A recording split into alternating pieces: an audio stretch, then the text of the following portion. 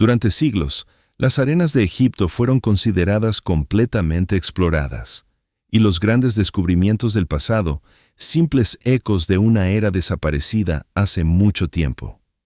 Los arqueólogos estaban convencidos de que entre el Valle de los Reyes y los complejos de templos de Luxor no quedaba nada más que un desierto abrasado por el sol. Entonces, un único hallazgo reciente sacudió al mundo y obligó a la ciencia a replantearse por completo la historia de la mayor civilización de la antigüedad. Los estudiosos habían tropezado con un yacimiento de tal envergadura e importancia que fue colocado de inmediato junto a la legendaria tumba de Tutankamón. Esto no es simplemente otro conjunto de ruinas. Lo que se alza ante nosotros es una cápsula del tiempo intacta, preservada en perfectas condiciones durante 3000 años. Hoy desvelamos los secretos que estas paredes han mantenido ocultos. ¿Y por qué este descubrimiento es llamado la Ciudad de Oro, capaz de iluminar las páginas más enigmáticas de la era faraónica? La historia de este extraordinario descubrimiento comenzó una mañana de otoño de 2020, cuando un equipo encabezado por el renombrado Zahi Hawass partió a excavar los alrededores de Luxor. Ningún miembro de la expedición sospechaba que, en lugar de modestos restos de un templo funerario, descubrirían algo que desafiaba la imaginación. Imaginen a los trabajadores retirando metódicamente capas de arena seca, esperando no encontrar nada más que los cimientos de un antiguo edificio. Pero en tan solo unas pocas semanas, el ritmo familiar del trabajo quedó destrozado. Desde bajo la tierra, los bordes de ladrillos comenzaron a emerger. Ladrillos formados a partir del limo fluvial hace miles de años. Al principio, los arqueólogos supusieron que se trataba de una valla corriente. Pero cuanto más hondo iban las palas, más clara se volvía la imagen. Bajo sus pies dormía un enorme organismo vivo de barro y paja. En lugar de las líneas rectas de los cimientos de un templo, paredes curvas comenzaron a emerger de la tierra, sumergiéndose profundamente bajo las capas modernas de sedimentos. Esto dejó a Hawass y sus colegas en un genuino desconcierto. Semejante mampostería era completamente atípica para las estructuras religiosas de la época. Con cada hora que pasaba, el número de construcciones de ladrillo se multiplicaba exponencialmente y los científicos comenzaron a comprender. Habían encontrado algo más allá de cualquier explicación. En medio del polvo gris, el ojo de un miembro del equipo captó un extraño destello, del tipo que ninguna piedra ordinaria podría producir. Cuando un pincel barrió cuidadosamente siglos de suciedad, apareció un diminuto fragmento de metal precioso, fundido en los restos de un objeto antiguo. Ese vivo destello contra el ladrillo de barro opaco hizo que los corazones de los arqueólogos latieran más rápido. El oro en tales cantidades raramente aparece en edificios utilitarios corrientes. Un presentimiento flotaba en el aire. Más allá de estas paredes, no había simplemente un asentamiento, sino un lugar ligado a una riqueza inimaginable y al poder supremo del imperio. La atmósfera en el yacimiento cambió instantáneamente, dando paso a una ansiosa expectación y a la emoción científica. La escala del cuadro que se desplegaba contradecía todos los mapas conocidos de la zona. Nadie de los presentes podía explicar por qué estructuras tan altas y extensas habían sobrevivido en ese lugar concreto, y la preservación de la mampostería era simplemente impecable para algo de tan venerable antigüedad. A medida que los estudiosos despejaban cada vez más secciones del yacimiento, un increíble cuadro de urbanismo antiguo comenzó a emerger. Lo que al principio parecía un montón caótico de ladrillos, resultó ser un sistema cuidadosamente planificado de calles y callejones que dividían el espacio en zonas funcionales. Los investigadores quedaron asombrados por la deliberación con la que los antiguos constructores habían abordado la organización de este lugar, creando un genuino organismo vivo a partir de barro y paja. El hallazgo más notable fueron los inusuales muros en zigzag que serpenteaban a lo largo de los pasajes principales, formando una línea quebrada de fachadas. Tal forma arquitectónica era excesivamente rara en el antiguo Egipto e impulsó de inmediato a los investigadores a considerar la profunda lógica que subyacía a esa decisión. Estas ondulantes estructuras no solo conferían a los edificios una resistencia adicional contra el viento, sino que también creaban nichos naturales para las diversas necesidades de los habitantes. Cada curva en semejante muro revelaba una nueva vista hacia patios interiores donde la vida había palpitado 3000 años antes. Los muros en zigzag siguieron provocando debate entre los expertos. Su forma evocaba representaciones simbólicas del agua o del infinito. Los arqueólogos avanzaron con cautela hacia el interior del asentamiento, conscientes de que caminaban por las mismas rutas que antaño transitaban los súbditos de un gran faraón. En algunos lugares, la altura de los muros supervivientes alcanzaba 3 metros, permitiendo a los investigadores literalmente entrar en las habitaciones y sentir la escala de los espacios. Muchas casas conservaban sus puertas e incluso sus umbrales, los mismos que la gente cruzaba durante el apogeo de la 18ª dinastía. La ciudad entera estaba dividida en barrios distintos, cada uno con su propio propósito. En la zona residencial, las casas se agrupaban densamente, creando la atmósfera de un bullicioso e íntimo suburbio donde cada puerta ocultaba su propia historia. Los barrios industriales de la ciudad tenían un aspecto muy diferente. Predominaban plataformas abiertas y estructuras masivas diseñadas para el trabajo colectivo de cientos de artesanos. El poderoso muro exterior servía no solo como defensa, sino también como medio de controlar el flujo de personas, indicando directamente el carácter cerrado del asentamiento y la estrecha atención de la administración estatal. La asombrosa preservación de las estructuras creaba la ilusión de que los habitantes habían abandonado sus hogares tan solo unos días antes, dejando tras de sí nada más que polvo y silencio. A medida que el polvo de las excavaciones comenzó a asentarse, los arqueólogos empezaron a encontrar objetos que les permitían asomarse directamente a las cocinas de personas que habían vivido 3000 años atrás.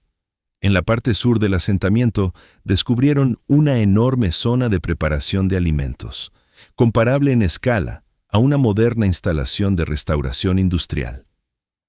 Docenas de hornos se encontraban allí, junto a enormes recipientes de arcilla en los que se había cocido pan para cientos de trabajadores y funcionarios. Lo más sorprendente de todo es que los hornos aún contenían restos de carbón vegetal, y huellas de grano yacían en el fondo de los recipientes. Entre los utensilios de cocina, los estudiosos encontraron enormes jarras de cerámica utilizadas para almacenar carne y otras provisiones. Las claras inscripciones en las superficies de estos recipientes resultaron ser un auténtico regalo para los historiadores. En una de ellas descifraron el nombre de un carnicero llamado Khawi, que había preparado un suministro de alimentos para el tercer festival Heb-Sed del faraón Amenhotep. La inscripción especificaba incluso la fecha exacta y el peso del producto, permitiendo a los estudiosos reconstruir minuto a minuto el calendario de preparativos para la gran celebración. Más allá de las zonas de cocina, los investigadores descubrieron barrios donde había florecido la producción artesanal de textiles y ropa. Dentro de habitaciones residenciales yacían pesas de piedra y cerámica para telares, así como agujas de hueso con las que las artesanas habían cosido fino lino. La preservación de estos frágiles instrumentos era tan notable que en algunas agujas aún podían distinguirse las marcas de desgaste producidas por un uso prolongado. Estos hallazgos trastocaron por completo las suposiciones sobre la vida cotidiana egipcia en el apogeo del imperio. Anteriormente, se creía que tal producción estaba concentrada exclusivamente en los palacios, pero la ciudad demostró que la artesanía era parte de la vida diaria de cada barrio. Las habitaciones también revelaron juguetes de niños y pequeños amuletos protectores que dotaron a la historia de una calidez humana. En las zonas industriales, herramientas de hilado yacían junto a fragmentos de anzuelos y arpones, señalando los estrechos vínculos de los habitantes con los recursos del Nilo. En el fondo de algunos cuencos, los investigadores encontraron restos de cosméticos y aceites conservados por el clima seco. Todo ello obligó a los estudiosos a revisar muchos libros de texto. La ciudad resultó ser mucho más desarrollada y autosuficiente de lo que nadie había supuesto. Cuando los arqueólogos avanzaron más hacia la parte norte del asentamiento, descubrieron un barrio que se distinguía claramente de las zonas residenciales por su severidad y escala. Era el lugar donde latía el corazón industrial de la ciudad y donde se tomaban importantes decisiones administrativas. Los investigadores desenterraron toda una red de talleres especializados en joyería y elementos decorativos complejos. Bajo siglos de polvo yacían moldes para fundir amuletos y pequeñas estatuillas de dioses, adornos para la ropa y los hogares de los egipcios. El hallazgo más asombroso fue la evidencia de trabajo con metales preciosos y piedras, que requería una precisión extraordinaria. En una sala, los arqueólogos encontraron restos de escoria de vidrio y fragmentos de fayenza, evidencias directas de una operación de fabricación de vidrio avanzada para su época. Entre las herramientas rotas, los estudiosos comenzaron a encontrar sellos con los nombres de funcionarios y del propio soberano, lo que les permitió vincular definitivamente el yacimiento al nombre de Amenhotep III. Gradualmente quedó claro: esta ciudad era el principal proveedor de bienes de lujo para las residencias reales cercanas. Los artesanos más refinados de su época trabajaban aquí, creando objetos que más tarde adornarían las salas de magníficos templos y llenarían los tesoros del faraón. Los talleres de procesamiento de oro estaban junto a los talleres de cerámica, formando un único complejo industrial integrado. Los moldes de fundición y las herramientas hallados permitieron a los joyeros modernos comprender las tecnologías que los artesanos antiguos habían empleado para alcanzar una calidad tan extraordinaria en su trabajo. Pero bajo la aparente prosperidad y la grandeza industrial de la ciudad, la tierra albergaba secretos que conmocionaron incluso a los arqueólogos más experimentados. Cuando los investigadores comenzaron a limpiar los suelos en el interior de habitaciones residenciales corrientes, se encontraron con algo que no tenía cabida en la lógica de la vida egipcia antigua. En una casa, directamente bajo una capa de arcilla compactada, yacían restos humanos en una posición sorprendentemente inusual. A diferencia de los enterramientos tradicionales en tumbas y necrópolis, esta persona había sido colocada en una pose que sugería violencia o un ritual extraño. Brazos extendidos a lo largo del cuerpo, rodillas apretadas firmemente juntas y atadas. El enterramiento estaba ubicado directamente en el suelo de un espacio habitacional, una grave violación de las costumbres de la época. En la cultura egipcia, reglas estrictas regían los entierros, y la presencia de un cuerpo dentro de una casa se consideraba profundamente alarmante. Mientras un grupo de especialistas examinaba estos restos, otro equipo realizó un descubrimiento igualmente extraño en el barrio vecino. Dentro de habitaciones que en su día sirvieron como espacios habitacionales, encontraron restos de grandes animales, ganado vacuno o bueyes. La práctica de enterrar animales directamente dentro de espacios residenciales no tenía ningún paralelo en el registro arqueológico de los asentamientos del Imperio Nuevo.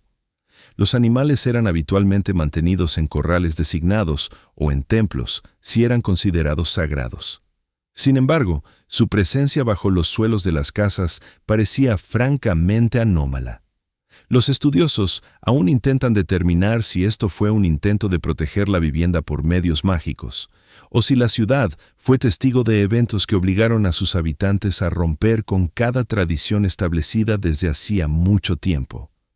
El estado de los huesos de los animales indicaba que las criaturas habían sido cuidadas durante su vida, lo que hacía aún más desconcertante su enterramiento bajo los suelos de las casas. Las preguntas sobre quién era el individuo atado y por qué los animales recibieron semejante honor peculiar permanecen sin una respuesta definitiva. Los expertos continúan realizando análisis de ADN y estudiando la composición del suelo. La sensación de que la ciudad ocultaba alguna verdad fundamental sobre la naturaleza humana de esa era no hizo sino intensificarse. Estos hallazgos presagiaban la revelación del misterio central, el que explica por qué la vida en esta enorme y próspera metrópolis llegó a un fin tan repentino. Para comprender por qué surgió esta ciudad y por qué se sumió tan abruptamente en el silencio, es necesario contemplar la figura del hombre que ordenó su construcción. El faraón Amenhotep III gobernó Egipto durante una era que los historiadores denominan la Edad de Oro. En aquella época, ningún país rivalizaba con Egipto en riqueza o influencia, y el oro fluía hacia el valle del Nilo en un torrente ininterrumpido desde las minas de Nubia. Este soberano no tenía afición por la guerra. Prefería crear, convirtiendo su dominio en un vasto campo de obras. Fue bajo su reinado cuando se erigieron los palacios y templos más esplendorosos, y la ciudad que hoy emerge de la arena era la corona de sus ambiciones. Era una época de extraordinaria estabilidad en la que cada habitante del imperio, desde el más alto funcionario hasta el más humilde panadero, se sentía parte de algo eterno e inquebrantable. Sin embargo, bajo la deslumbrante superficie, las semillas de una futura catástrofe ya germinaban, una que transformaría para siempre el rostro de la civilización. Amenhotep III reinó durante casi 40 años, y hacia el final de su vida, Egipto comenzó a experimentar extrañas convulsiones de fe y poder. Su hijo, que más tarde tomaría el nombre de Akenatón, ya asimilaba ideas que pronto destrozarían el orden familiar de las cosas. La ciudad servía no solo como polo de producción, sino también como residencia real, donde el faraón mantenía su corte. Embajadores extranjeros eran recibidos aquí, y las celebraciones jubilares reafirmaban el estatus divino del rey. Pero en el momento en que el gran constructor partió de esta vida, el engrasado sistema comenzó a tambalearse. El nuevo faraón Akenatón resolvió hacer lo imposible. Prohibió a los antiguos dioses y obligó a todo el país a adorar el único disco solar. Esta decisión golpeó en el corazón a la ciudad, íntimamente ligada a los cultos tradicionales y a la antigua aristocracia. En algún momento los habitantes de la vasta metrópolis recibieron órdenes de abandonar sus hogares familiares, talleres y almacenes. No fue un desvanecimiento gradual. La ciudad fue abandonada, con objetos valiosos y reservas de alimentos dejados en las habitaciones, hallados hoy por los arqueólogos en perfectas condiciones. Toda la administración y la población artesana se trasladó a la nueva capital de Amarna, abandonando la deslumbrante ciudad a la merced de los vientos del desierto. Años más tarde, cuando la era del fanatismo de Akenatón hubo terminado, el joven faraón Tutankamón intentó restaurar el antiguo orden. Los documentos históricos y los hallazgos dentro de la ciudad indican que planeaba rehabilitar el yacimiento como base para revivir la antigua fe. Fue en esta zona donde se buscó su templo funerario, y fue aquí donde se preservaron las huellas de su breve reinado. Pero tras la muerte del joven rey, la ciudad se sumió definitivamente en un sueño bajo espesas capas de arena.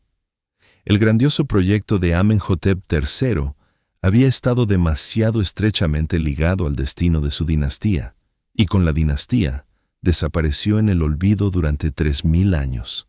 El misterio central de la desaparición de esta metrópolis reside en los detalles descubiertos al examinar los umbrales y las puertas. Los investigadores observaron que muchas entradas a edificios públicos aún mostraban rastros de sellos oficiales, como si la ciudad no se hubiera simplemente vaciado, sino que hubiera sido deliberadamente paralizada por orden de la más alta autoridad. Esto transformó un enorme centro industrial en algo parecido a un gigantesco almacén al aire libre en el que el tiempo había sido detenido desde arriba. Dentro de los talleres de producción, Herramientas pesadas y piezas inacabadas permanecieron sobre los suelos, intactas durante décadas. Tal inviolabilidad de la propiedad apunta a una prohibición especial que convirtió el territorio en una zona vedada. Lo que hace la situación verdaderamente única es que la ciudad jamás fue saqueada, algo que casi invariablemente seguía a un cambio de poder. Por toda la zona de excavación, los estudiosos encuentran objetos de bronce, fayenza y piedras semipreciosas que valían pequeñas fortunas en su día. Sin embargo, eso nunca ocurrió.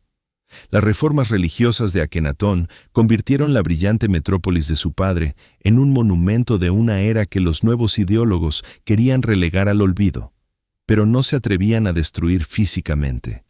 Fue precisamente este estatus de ciudad proscrita lo que permitió a las frágiles estructuras de ladrillo sobrevivir hasta nuestros días, en lugar de ser utilizadas como material de construcción para nuevos templos.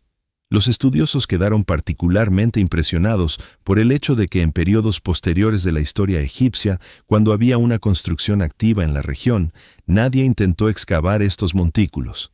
La ciudad parecía haber resbalado de la memoria de su propio pueblo, convirtiéndose en una sombra invisible de un gran pasado, oculta a tan solo un par de metros bajo la superficie. Los investigadores describen este fenómeno como un milagro arqueológico. La probabilidad de que un barrio entero de una ciudad sobreviva en semejante estado de conservación se aproxima a cero. Todo parece como si la ciudad se hubiera dormido en un solo instante, preservando en sus profundidades las respuestas a las preguntas sobre cómo funcionaba el imperio en el apogeo de su poder. Al concluir este asombroso capítulo en la historia de la arqueología, los estudiosos hablan al unísono. La ciudad de oro es el descubrimiento más importante del siglo.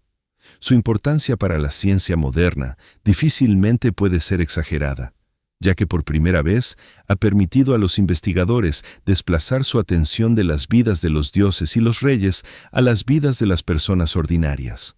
Hasta ahora, el conocimiento del antiguo Egipto se había extraído principalmente de las tumbas, que nos hablaban de la muerte. Este hallazgo abre una puerta al mundo de los vivos. Cada detalle, desde fragmentos de tejido hasta la inscripción de un carnicero en una jarra, es una fuente invaluable de información sobre cómo funcionaba la economía y cómo estaba organizada la logística del mayor imperio de la historia. Las perspectivas para nuevas excavaciones son deslumbrantes. Hasta la fecha, tan solo una pequeña fracción de este inmenso asentamiento ha sido despejada. Los arqueólogos confían en que los principales tesoros y documentos están aún ocultos bajo muchos metros de tierra. En aquellos barrios donde las palas aún no han llegado, podrían estar esperando archivos diplomáticos o textos que arrojen luz sobre las verdaderas causas del conflicto religioso de la época. Los investigadores planean desplegar las últimas tecnologías de escaneo del suelo para ver los contornos de los edificios que aún duermen bajo la arena. Este descubrimiento ha alterado permanentemente el paisaje de Luxor, transformando una abrasada franja de desierto en uno de los yacimientos más preciosos del patrimonio mundial. La ciudad de Amenhotep III se ha convertido en un símbolo de cómo la perseverancia y el rigor científico pueden devolver a la vida a toda una civilización que se creía perdida. Hoy, cuando la gente contempla estas paredes, no ve simplemente ruinas. Ve el triunfo del genio humano que burló al tiempo mismo, preservando su grandeza a lo largo de 30 siglos. El futuro de estas excavaciones promete ser aún más apasionante. Y quién sabe qué otros secretos de la Edad de Oro de Egipto saldrán a la luz en los años venideros. Suscríbete al canal para no perderte nuevos detalles sobre este hallazgo único y otros grandes descubrimientos que están reescribiendo la historia ahora mismo. Activa la campana y quédate con nosotros. Los secretos más emocionantes del pasado aún están esperando su momento.